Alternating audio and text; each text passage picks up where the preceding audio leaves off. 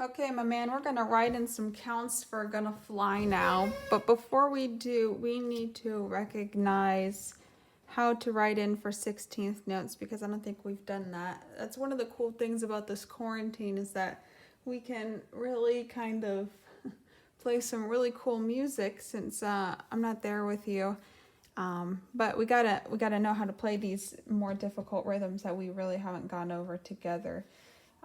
So before we start to write the counts in, I'm going to draw a little, oops, I didn't realize what the top of the page was.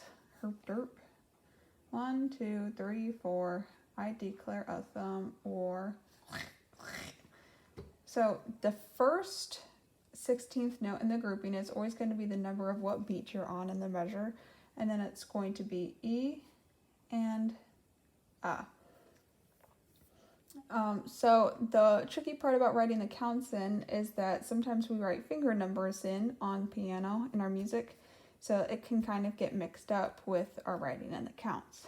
So I'm going to kind of put this guide to the side for a second, and I'm going to say we're in 4/4 time, so that means there's going to be 4 beats in every measure, and in every measure we always have to start on beat 1.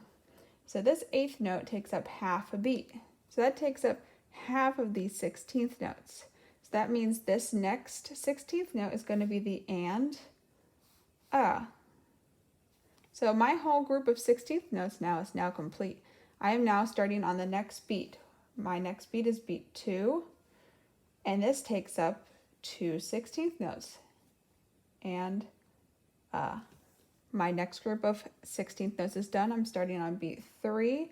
It takes up half a beat, half of the grouping, and the next beat's done, so now I'm on beat 4 and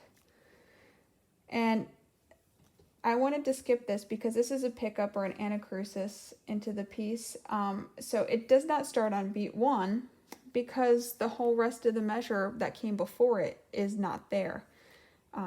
It's at the end of the piece, so this is whatever came last in this measure, and it's a half a beat, so this is the end half of beat 4.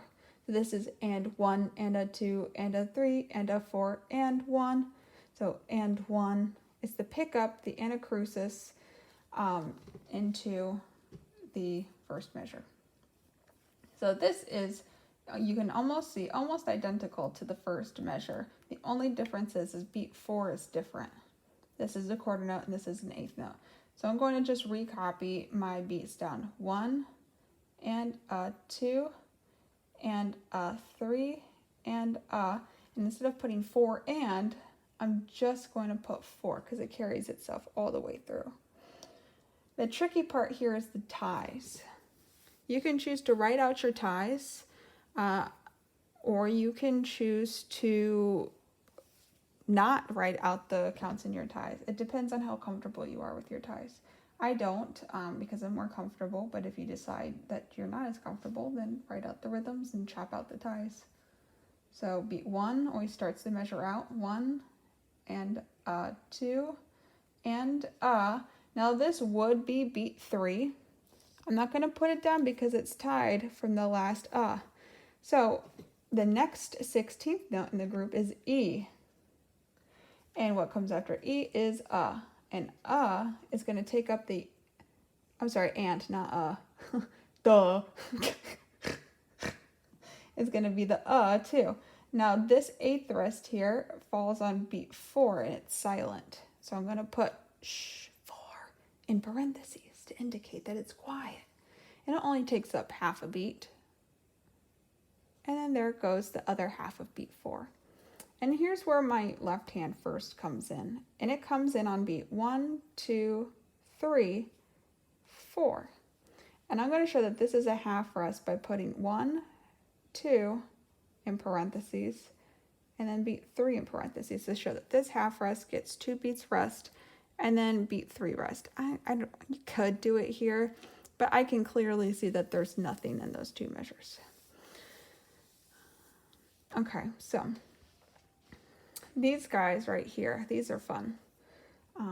Let's do my left hand first just to get it over with. This is a whole note. It takes up 4 beats. 1, 2, 3, 4, and it's all tied together for 4 whole beats. You could just write one down and be done with it, but I like to visually see that it takes up all of the 4 beats. Okay, I always start my measure on beat 1. Now this 8th note takes up not only the number 1, but it also takes up the E, meaning that I'm going to start on my and my and that finishes off that group of 16th notes. I'm now going to start on my first 16th note in this group, which is going to be 2. It's only one 16th note, so my next is going to be E. But this is an 8th note. 8th note takes up 2 16th notes. So not only did I just take E, but I also took and, leaving the last 16th note in the grouping, which is It's tied over to beat 3, so I'm not going to write it in, but I am going to write 4. Now this is 1 16th note, so I'm going to go to my next, which is E. And the E is a dotted 8th note, which takes up 3 16th notes. So that's that, and that's the whole beat 4.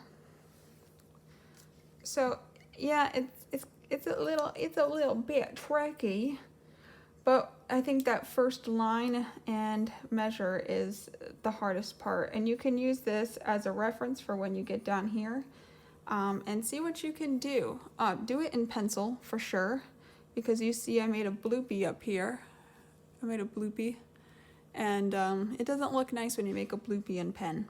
So make sure you do it in pencil, that way you can erase it, because I can guarantee you won't get it right the first time. And see what you come up with. Okie dokie.